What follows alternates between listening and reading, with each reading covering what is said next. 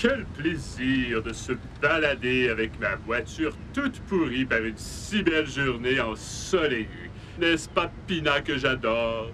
Mon cher Nicolet, c'est excellent pour notre couple marié depuis trop longtemps. Ces randonnées improvisées où nos gros derrière en plâtre sont confortablement enfouis dans les sièges de ton auto usagé. Mais comme tu manies bien le verbe, ma tendre épouse au visage soyeux comme de la laine d'acier. Tu es tellement généreux dans tes propos envers moi, Nicolet. Même si je ne fais pas partie de la grande famille des nains de jardin parce que je n'ai pas de barbe blanche qui me pousse sur le visage. Je t'en prie, arrête avec tes bêtises, Pina. Ça doit faire 100 fois que je t'explique que les naines de jardin, ça n'existe pas.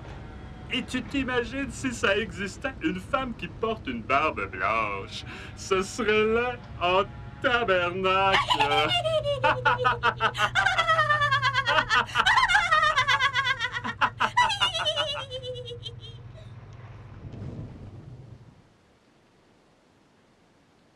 Lait en tabernacle. Tu dis? Oh bon Dieu de merde! Il n'y a presque plus d'essence dans le réservoir de notre véhicule! Chérie, qu'allons-nous faire? Nous devons nous ranger sur l'accotement. Et nos pneus risquent d'éclater à tout moment. Et personne ne s'arrêtera pour nous venir en aide, car nous vivons dans un monde individualiste où la pensée néolibérale prédomine dans toutes les sphères d'activité de notre société. De plus, nous n'avons aucune nourriture avec nous.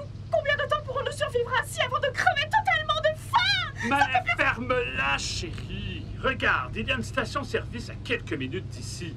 Tu sais fort bien que je trouve toujours une solution à chaque problème. C'est dans ma nature. Tu n'as rien à craindre avec moi, Pina. Je suis ton protecteur. Oh, Nicolet, homme de ma vie, que ferais-je sans toi? Tu ferais dur, Pina. Tu ferais dur. Ah.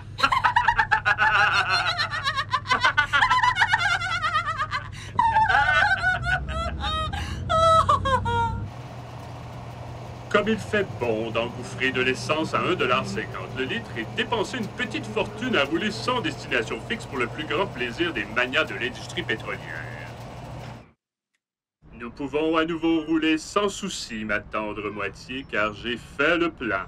Cependant, je dois t'avouer qu'il y a un truc que je suis incapable de saisir. Aide-moi à résoudre l'énigme, amour Pina. Cher Nicolet, je t'en prie. Livre-toi à ton épouse qui te voue une admiration démesurée, bien que tes capacités intellectuelles soient plutôt limitées.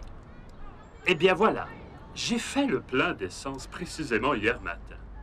Comment mon réservoir peut-il être déjà vide alors que nous avons parcouru un total de 58 km de distance? Ça défie toute logique. Nicolet chéri, l'essence est un combustible qui s'évapore dans l'air ambiant.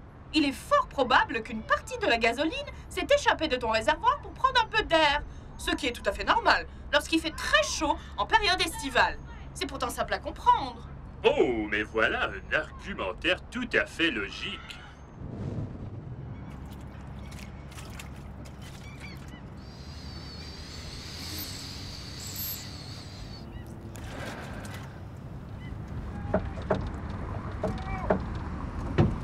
Nicolet, quel est ce bruit bizarre en provenance de notre coffre arrière? On croirait entendre un esprit qui hante notre véhicule.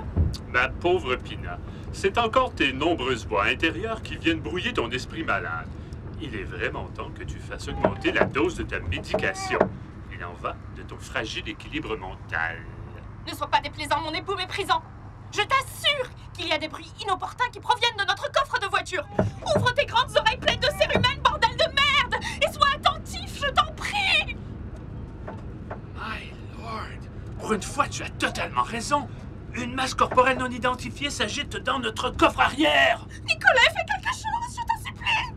Il y a probablement un taré terroriste qui se terre dans notre coffre d'auto avec sa panoplie de bombes artisanales, prêt à faire exploser notre véhicule à tout moment et tuer des dizaines de victimes innocentes. Je me range immédiatement, je vais lui régler son compte sans ménagement, ce fouteur de troubles d'intégriste. Tu vas voir ce que tu vas voir, sale terroriste qui veut briser notre beau Canada coast to coast. Sors de ta cachette ou sinon je vais te faire exploser la cervelle avec mon imposante batte de baseball. Sale ordre. Cette voix me dit quelque chose. Petit! Petit, mon fils, mais que fais-tu dans le coffre de notre auto? Mais papa, c'est toi qui m'as foutu à cet endroit ce matin avant de partir en randonnée? Qu'as-tu fait, chérie? C'est absolument inconcevable! Tu perds complètement les pédales! Désolé, petit Pony. J'ai probablement dû te confondre avec le pneu de secours que je devais remettre à sa place. Ne le prends surtout pas personnel, mon garçon. Ce genre d'égarement arrive dans les familles les plus unies au Québec.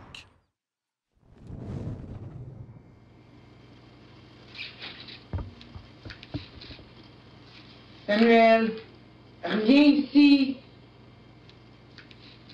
Tu sais très bien qu'on finit son assiette avant de sortir de table. Par ta très grande faute, papy chéri, je suis demeuré de longues heures cloîtré dans cet inconfortable coffre d'auto. Je vais donc en profiter pour tirer avantage de ton sentiment de culpabilité et par le fait même t'obliger à faire un truc qui me ferait immensément plaisir. Je t'écoute, petit Pony. Fais comme je t'ai toujours enseigné, profite de chaque situation et tire-en avantage à fond la caisse! Papy chéri, allons tous ensemble faire du tapis roulant dans un de ces magasins à grande surface qui vendent leurs produits à un prix ridiculement dérisoire tout en créant de l'emploi dans des pays sous-développés où ils offrent aux populations locales des salaires de crève-la-faim. Quelle bonne idée, Petit! Faire du tapis roulant en famille est de loin mon activité préférée. All right.